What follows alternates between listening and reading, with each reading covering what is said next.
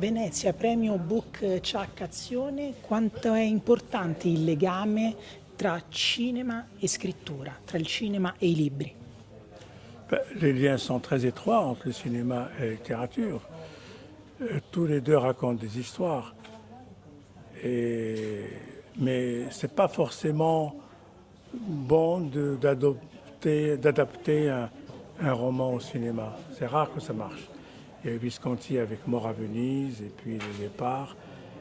Mais quand il s'est attaqué à l'étranger de Camus, c'était une catastrophe. Donc ça veut dire que la littérature résiste. Elle est faite pour être lue, pas pour être mise en image. Il suo rapporto con il nostro cinema, con il cinema italiano? Ah, c'est un cinéma très important. Moi, c'est un cinéma qui m'a beaucoup apporté.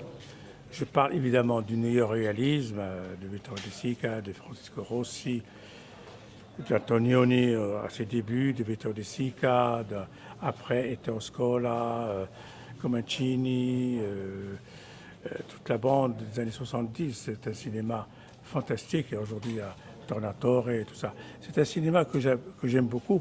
Il a beaucoup de succès en France.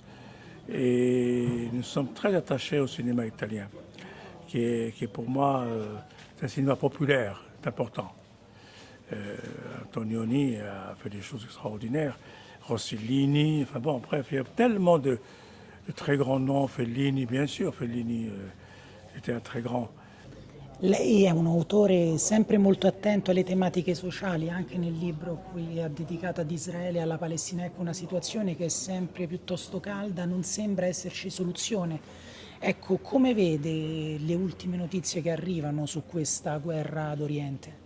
Je suis très pessimiste parce qu'il y a une dureté, il y a une fermeture de la part de Netanyahou qui a dit qu'il voulait tuer tous les Palestiniens et qui n'écoute ni les Américains ni personne et qui continue de massacrer les gens, les populations civiles innocentes.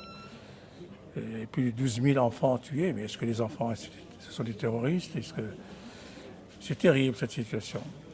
Et ça prouve que dans ce monde, les Nations Unies ne servent à rien, la morale ne sert à rien, la barbarie peut continuer de s'exercer et sans justice e sans punité.